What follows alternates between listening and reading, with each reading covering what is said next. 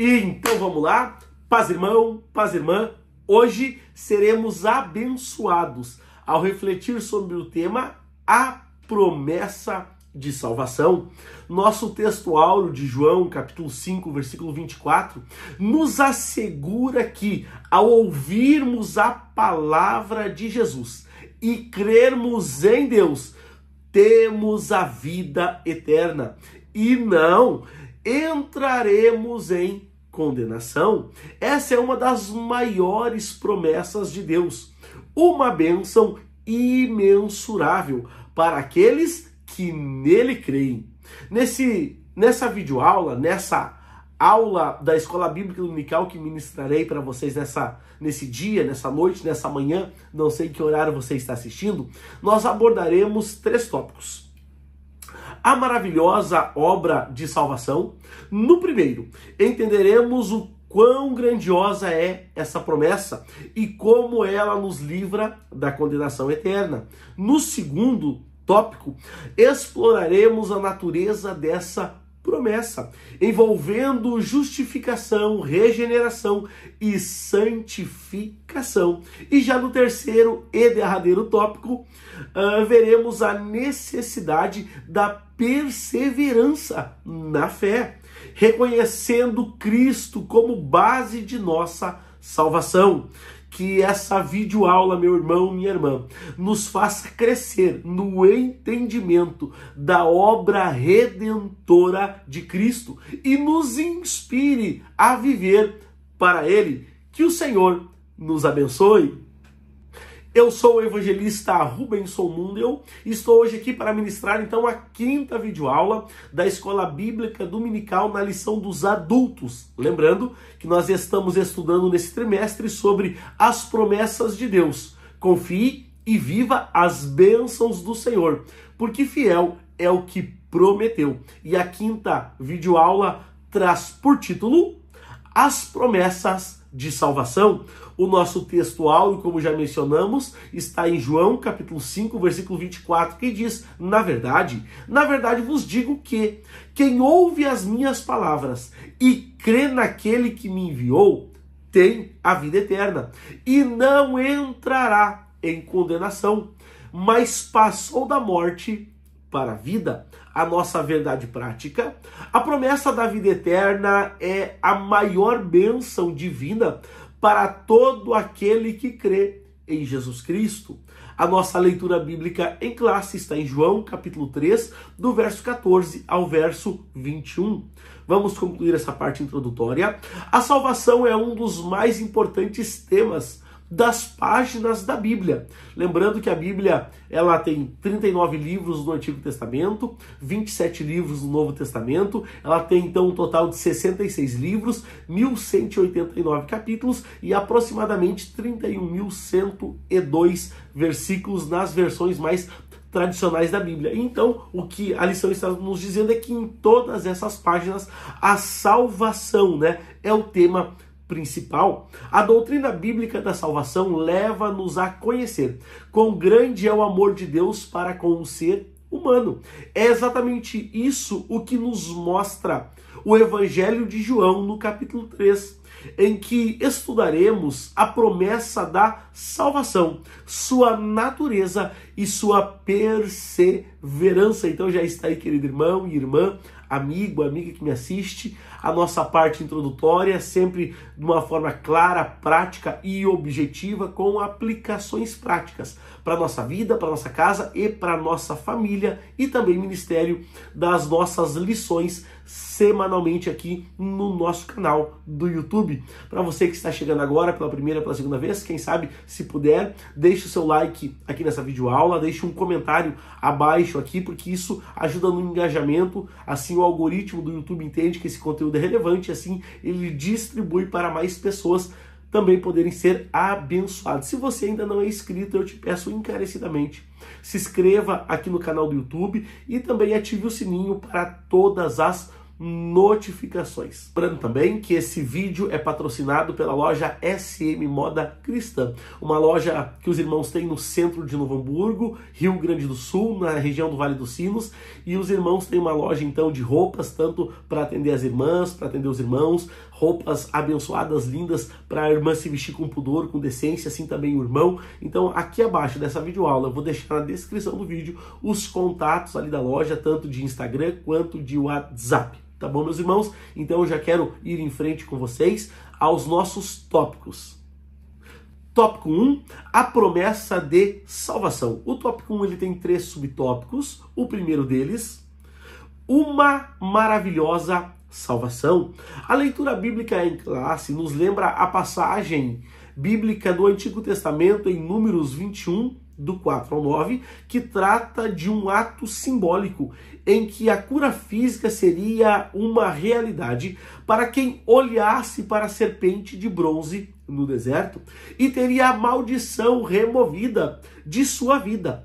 Semelhantemente, o sacrifício de Jesus Cristo na cruz do Calvário proporciona a redenção para a alma carente de salvação. Então, o que a lição está nos dizendo, o ensinamento, é que assim como a serpente de bronze de Moisés no deserto, uma vez que a pessoa olhasse para ela, tirava de sobre si a maldição, assim é a cruz do Calvário. Uma vez que a pessoa aceita o sacrifício de Cristo na cruz do Calvário, essa pessoa agora tira de sobre a sua vida a condenação eterna, mas agora ela passa a fazer parte da família de Deus, podendo desfrutar das bênçãos espirituais que Deus nos outorgou por Cristo Jesus. Continuando, dessa forma, o amor de Deus é revelado nas Escrituras de uma maneira que não se pode mensurar, ao ponto de entregar o seu único filho para a salvação daquele que nele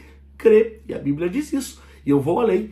Deus teve apenas um filho e fez dele um missionário que veio buscar quem se havia perdido, assim sendo eu e você. E se assim aceitarmos o sacrifício de Jesus, como fala na carta de Paulo aos Romanos, capítulo 10, versículo 9, se não me falha a memória, se com a tua boca confessares e com o teu coração crer, será salvo. Glória a Deus. Em frente ainda, essa preciosa promessa traz 2 realidades. A primeira, a de que quem crer não será condenado. A segunda, de quem não crer já está condenado.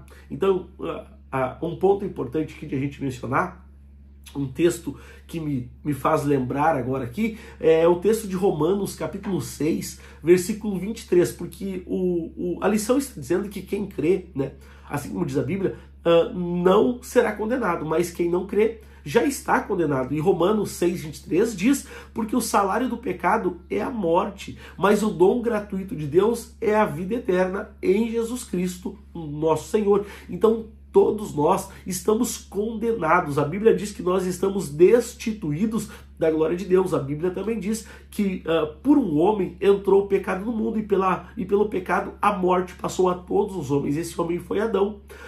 Quando Adão cai, a humanidade cai com Adão, então assim a gente está destituído da glória de Deus, mas agora na figura do último Adão, a saber, Cristo, nós retomamos a posição inicial, uma vez que aceitemos o sacrifício de Cristo na cruz do Calvário no nosso lugar, tá bom? Vamos em frente ainda. Logo, a salvação é um maravilhoso presente de Deus para todos os que creem no seu Filho. Primeira carta do apóstolo João, capítulo 5, versículo 11 e 12, vai nos dizer, e o testemunho é este, de que Deus deu a vida eterna, e esta vida está no seu Filho. Aquele que tem o Filho tem a vida. Aquele que não tem o Filho não tem a vida. O que o autor bíblico está nos dizendo é que a vida eterna está exclusivamente em Jesus. A maravilhosa promessa de salvação só pode ser alcançada por aquele que tem uma fé em Jesus Cristo. Glória a Deus. Então, vamos em frente. Subtópico 2, obra de salvação. O Evangelho de João nos mostra que a obra de salvação é uma providência de Deus para salvar o ser humano de uma condenação eterna. No sentido geral, a palavra salvação vem do grego soteria, que traz um sentido de livramento de perigo, de ameaça. Saúde, livramento da prisão e livramento do dilúvio. Então, a palavra soteria tem essas derivações do seu original do grego. Em frente ainda, dessa maneira, a salvação prioritariamente dita tem a ver com o que recebem, ou melhor, com os que recebem Cristo, Jesus, como seu suficiente Salvador. Então, todo aquele que recebe Cristo como Senhor e Salvador de sua vida, ele tem agora um livramento. Livramento do quê? Livramento do inferno, livramento da condenação. Bom, quanto a isso, ou quando isso acontece, somos imediatamente libertos da escravidão do poder do pecado e da condenação eterna. E Efésios 2, 8 e 9 vai dizer, por quê? Porque é só receber a Cristo, porque pela graça sois salvos, mediante a fé. E isso não vem de vós, diz o texto, é dom de Deus, não de obras, para que ninguém se glorie. Então, mediante a fé, a gente alcança a salvação, uma vez que a nossa fé é empregada na bendita pessoa de Jesus Cristo. Tito 3:5 vai dizer, não por obras de justiça praticada por vós, mas segundo a sua misericórdia, ele nos salvou mediante o lavar regenerador e renovador do Espírito Santo de Deus. O que a Bíblia está dizendo é que não por obra de justiça praticada pela gente, ok? A gente vai ser salvo. Então a salvação é completamente e exclusivamente pela misericórdia divina e não pelos nossos atos de justiça. E Isaías, se eu não me falha a memória, se não for Isaías, bote aqui embaixo nessa videoaula, no comentário, o texto correto, mas que eu me lembro, Isaías vai dizer que as nossas obras de justiça são como panos de imundícia perante o Senhor. Então, não é pelos nossos atos. Isso sendo, confirma a ideia de que essa salvação, mediante a graça, é fundamentalmente obra exclusiva de Deus e ato da sua misericórdia. Tá bom, meu irmão? Vamos em frente, então. Subtópico 3, o Salvador. A obra de salvação tem como base a entrega do Filho de Deus como aquele que pagou o preço do pecado. Eu e você não pagamos preço nenhum, não fomos pendurados em cruz nenhuma, a gente simplesmente usufrui do benefício da fé em Cristo. Continuando, Jesus é o nosso Salvador, como bem expressa o termo grego soter, Salvador, libertador, preservador, conservador. Assim sendo, o Evangelho de João nos revela que todo ser humano foi corrompido pelo pecado, eu já falei isso.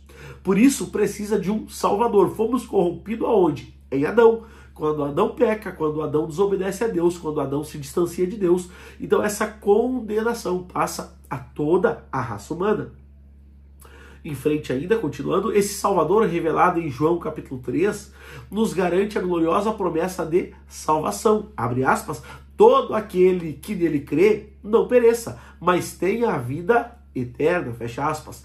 Quem se arrepende, crê e permanece em Jesus, jamais perecerá eternamente. Atos capítulo 4, versículo 12 vai falar, e não há salvação em nenhum outro, porque abaixo do céu não existe nenhum outro nome dado entre os homens, pelo qual importa que sejamos salvos. O que o texto e a lição estão nos dizendo é que Jesus é o único meio de salvação. Não existe nenhum outro nome capaz de redimir a humanidade. Quem sabe eu falo para alguém ainda que não é crente, para alguém ainda que não aceitou a Cristo, meu irmão, meu amigo, eu falo com muito amor te dizendo, se você não aceitar o sacrifício de Cristo na cruz do Calvário e não crer na sua obra redentora, de maneira nenhuma você chegará à salvação. Falo isso com amor, com carinho, porque a Bíblia nos diz que o único meio de sermos salvos é usufruindo dos benefícios de Cristo naquela cruz em prol da nossa vida. João capítulo 14, versículo 6, vai nos dizer acerca de uma verdade, de um caminho. João vai dizer assim, ó, respondeu-lhe Jesus e disse, eu sou o caminho, a verdade e a vida, e ninguém vem ao Pai, senão por mim. Jesus está dizendo, o que ele está proclamando é que o único caminho para Deus, o Salvador da humanidade e sua entrega na cruz, é o único meio, é o único caminho e é a única verdade que nos leva à vida eterna. Então, meu irmão, minha irmã, que possamos difundir cada dia mais a mensagem da cruz, porque é a única mensagem que tem o poder de salvar o pecador. Jesus é o caminho, Jesus é a verdade, Jesus é a vida, e através da sua obra sobre aquela cruz, nós alcançamos a salvação. E já está aí o resumo prático, claro, objetivo, com aplicações práticas à nossa vida, para a nossa casa, para a nossa família e para o nosso ministério. Eu já quero ir em frente contigo. Tópico 2, a natureza da promessa de salvação. O tópico 2 também tem 3 subtópicos. O primeiro deles, justificação. Um dos aspectos da obra salvífica que está apresentado em termos bíblicos é a justificação. Quem é alcançado pelo Evangelho de Cristo e crê no Filho de Deus com todo o seu coração é declarado justo. Isto é, livre da culpa e do merecimento da punição divina. Ele não é mais condenado, está declaradamente absolvido. Por quê? Porque Cristo, no alto do Calvário, pagou o nosso pecado. A Bíblia diz, Paulo falando aos Coríntios, se não me falha a memória, ou aos Romanos, eu peço que você verifique o texto, deixa aqui abaixo num comentário, Paulo vai dizer que Cristo tirou do nosso meio a cédula de dívida que era contra nós e a cravou na cruz do Calvário, pagando assim o preço pelas nossas vidas. Deixa o texto aqui embaixo, deixa a referência bíblica, interaja comigo, me ajude. Após você assistir essa lição, abra sua Bíblia, procure o texto e nos deixe aqui nos comentários. Continuando, por intermédio da justificação, o pecado é visto por Deus como se não houvesse praticado transgressão alguma. Dessa forma, fomos justificados e por isso temos plena paz com Deus por intermédio do nosso Senhor e Salvador, Jesus Cristo. Então, através de Cristo, que é quem? João, capítulo 14, versículo 6. O caminho, a verdade e a vida. Através dele, nós temos agora paz com Deus, porque Cristo pagou o preço pelos nossos pecados. Glória a Deus, vamos em frente. Subtópico 2, regenerados. Para que a obra de salvação apresentada no Evangelho de João, capítulo 3, se manifeste na vida do salvo, é necessário que ocorra a regeneração, denominada no Novo Testamento, no mesmo capítulo 3, no verso de 1 a 6. Uma pessoa que nasce de novo passa por um processo de transformação interior, em que o coração sofre uma mudança radical por intermédio do Evangelho, mediante o poder do Espírito Santo. Então, por isso que Paulo vai falar aos Romanos, capítulo 12, que a gente deve não se conformar com esse mundo, mas transformar o nosso entendimento. Né? Para quê? Para que a gente possa viver essa nova vida agora mediante e de acordo com a palavra de Deus. Então não podemos nos conformar. Uma vez que estamos em Cristo, nova criatura somos. E se nós somos uma nova criatura, os costumes são novos, o jeito de falar é novo, o jeito de se comunicar tem que ser novo, o jeito de negociar tem que ser novo. Toda a estrutura do indivíduo precisa ser nova, porque somos uma nova criatura em Cristo. As coisas velhas deixamos para trás e adquirimos em Cristo uma nova identidade. Continuando ainda, essa obra é feita diretamente pelo Espírito Santo. Então, o pecador se torna filho de Deus, nova criatura, que anda em novidade de vida, o que falamos agora, em novidade de vida. Tudo novo, costume novo, forma nova de falar, de agir, de proceder, de tratar as pessoas, de negociar, de tudo, né? Ok, em frente ainda, uma vez que nascemos de novo, passamos a fazer parte da família de Deus. Coríntios, segunda carta de Paulo aos Coríntios, capítulo 5, versículo 17 diz: e assim, se alguém está em Cristo, nova criatura é. As coisas velhas já passaram e eis que todas se fizeram novas. O que a Bíblia está nos dizendo, de acordo com a ideia desse subtópico, é que a regeneração faz de nós uma nova criatura. Esse versículo complementa o tópico ao mostrar como o novo nascimento nos leva a uma transformação completa em Cristo Jesus. Glória a Deus. Vamos em frente. Subtópico 3, santificação. Falaremos então sobre a santificação para encerrar esse tópico. Falamos sobre a justificação, falamos sobre a regeneração, e alguém que foi justificado, regenerado, agora precisa ser santificado. A santificação é um aspecto da salvação como resultado da obra do Calvário de nosso Senhor Jesus. Em primeiro lugar, por meio da justificação e da regeneração, somos santificados por Deus de maneira posicional, ou seja, imediata. Em segundo lugar, somos santificados de maneira progressiva, por meio de um relacionamento com Cristo. Esse processo ocorrerá até o advento da nossa glorificação final, por ocasião da transformação do nosso corpo no advento do arrebatamento da igreja, pois teremos o corpo semelhante ao de Jesus ressurreto. Uma questão importante que é o que Paulo vai levantar, de acordo com a ideia do subtópico, em 1 Tessalonicenses, capítulo 4, versículo 3, que diz: pois esta é a vontade de Deus. O quê? A vossa santificação. O que é isso? A santificação é o desejo de Deus para os seus filhos. Ela acontece de maneira progressiva, conforme andamos com Cristo. Como progressiva? Hoje, mais santo do que ontem.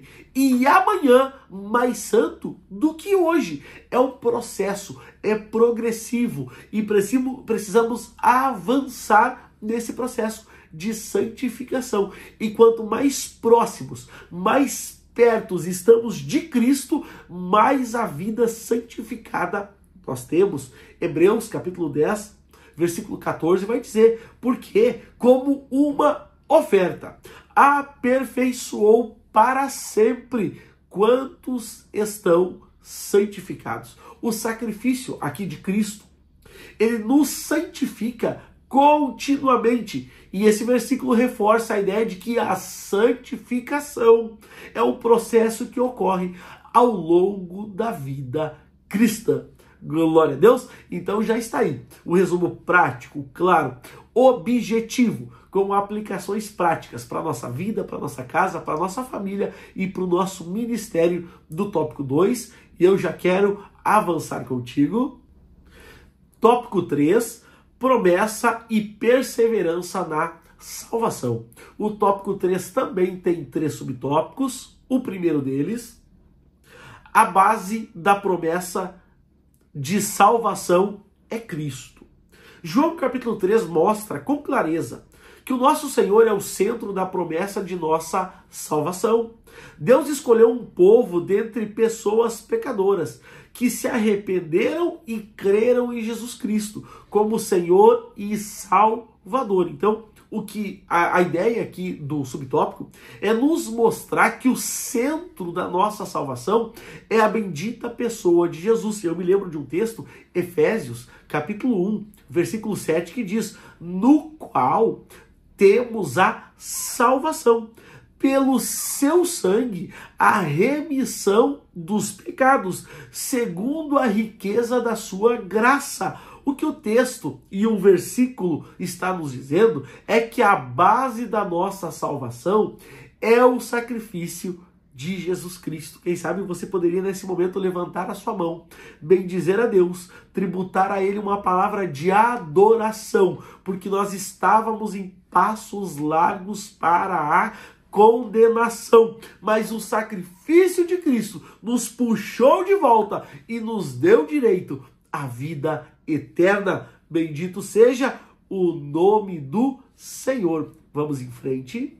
Subtópico 2, a apostasia individual. Nas Escrituras, também encontramos uma grande advertência concernente à promessa da salvação. A Bíblia nos mostra que a salvação não é incondicional, pois as pessoas podem resisti-las. E também nos mostra que os que a recebem experimentaram o amor e o perdão de Deus. Podem romper, todavia, esse relacionamento, rejeitando por completo os ensinos fundamentais revelados na palavra de Deus, apostasia doutrinária, bem como tornando-se novamente escravos da prática do pecado, apostasia moral. A isso denominamos apostasia, que implica uma rebelião contra Deus, abandono posicional e proposital da fé que uma vez nos foi entregue. E há diversos registros bíblicos que confirmam essa possibilidade. Então, o que o texto aqui está nos chamando a atenção é que por uma vez nós justificados, regenerados, santificados, nós precisamos agora perseverar na carreira da fé. Para quê? Para que a gente não incorra no erro de apostatar da fé, que nada mais é de que uma rebelião proposital contra Deus. E eu me lembro de um texto, primeira carta do apóstolo Paulo a Timóteo, capítulo 4, versículo 1, que diz: ora, o Espírito afirma expressamente que nos últimos tempos alguns apostatarão da fé por não obedecerem a espíritos enganadores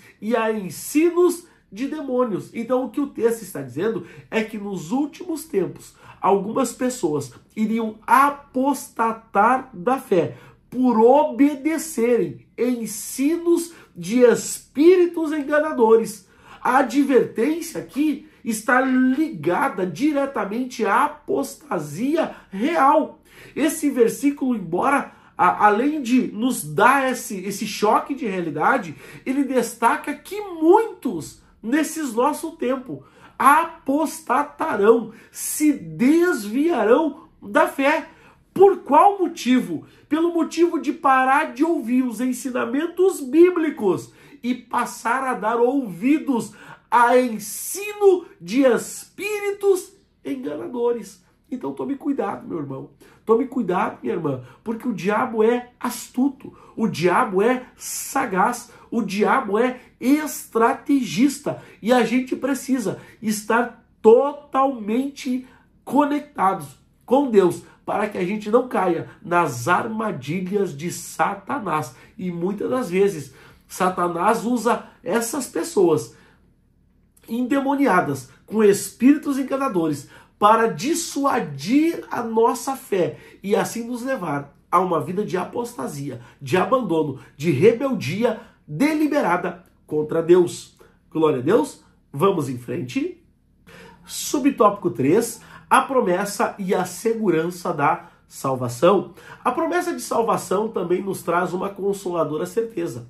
Aquela mesma que o apóstolo Paulo escreveu, abre aspas, mas de ambos os lados estou em aperto, tendo o desejo de partir e estar com Cristo, porque isto é ainda muito melhor. Paulo está falando à igreja de Filipos que, embora ele permanecesse na carne, nesse corpo, nessa vida, ele também tinha ao mesmo tempo o desejo de partir e estar com Deus, com Cristo, porque isso é ainda muito melhor. E essa é a minha, essa é a tua esperança. Do que nos espera é uma vida mais gloriosa, porque a Bíblia diz que aquilo que olho não viu, ouvido não viu e não desceu ao coração do homem é o que Deus tem preparado para aqueles que o amam. Então, meu irmão, pode ter certeza que o que tem preparado, o que está nos esperando, o que Cristo já nos resguardou, ainda olho nenhum viu, ouvido nenhum viu e não desceu ao nosso coração. Vamos em frente.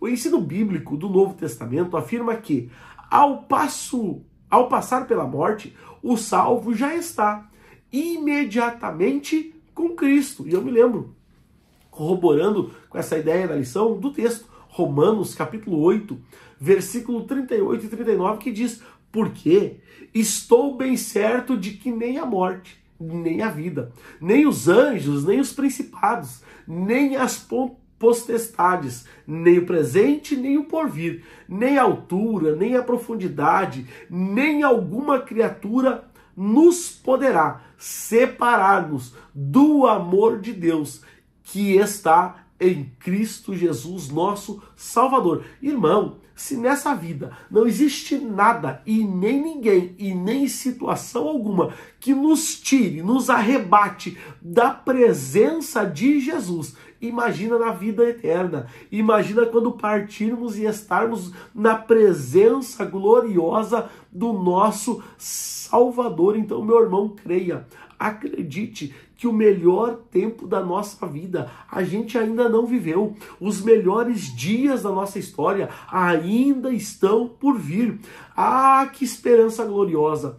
Ah, que esperança maravilhosa de estarmos com Cristo, de estarmos na sua presença eternamente. A Bíblia diz que Ele mesmo enxugará dos nossos olhos toda lágrima, e que ali, naquele lugar, não haverá mais pranto, não haverá mais dor, nós estaremos na presença gloriosa do nosso Cristo eternamente. Glória a Deus. Então já está aí o resumo prático, claro, objetivo, com aplicações práticas para a nossa vida, para a nossa casa, para a nossa família e para o nosso ministério, do tópico de número 3. E é mais uma vez, meu irmão, minha irmã, eu te digo, é um prazer, é um privilégio poder estar aqui com você esses minutinhos. E eu quero já pedir excusa aos irmãos, a minha voz hoje está meio embargada, minha maneira de falar não está como habitual, mas a gente aqui na minha casa pegamos uma gripe muito forte. E a gente está quase uma semana nesse vírus da gripe, nesse mal-estar. Passamos por febre, passamos pela pior parte, já passamos. Agora já estamos naquele momento que já estamos sarando, mas ainda tem alguns resquícios e eu não consigo falar muito rápido. A minha oratória não consegue ser aquela de sempre, porque me falta o ar. Eu ainda estou ruinzinho, peço que os irmãos orem por nós, continuem orando pela minha vida, minha esposa, meu filho, mas logo, logo, o Senhor já reestabelecerá 100% da nossa saúde. Então peço excusa aos irmãos, porque essa videoaula, quem sabe, ficou um pouquinho diferente das demais, mas é por causa da gripe que estamos aqui em casa. Meu irmão, Deus abençoe a tua vida, Deus abençoe a tua casa, Deus abençoe a tua família, Deus abençoe a obra das tuas mãos e aonde tu botar o pé. Que Deus te dê por herança. Até a próxima videoaula. Graça e paz.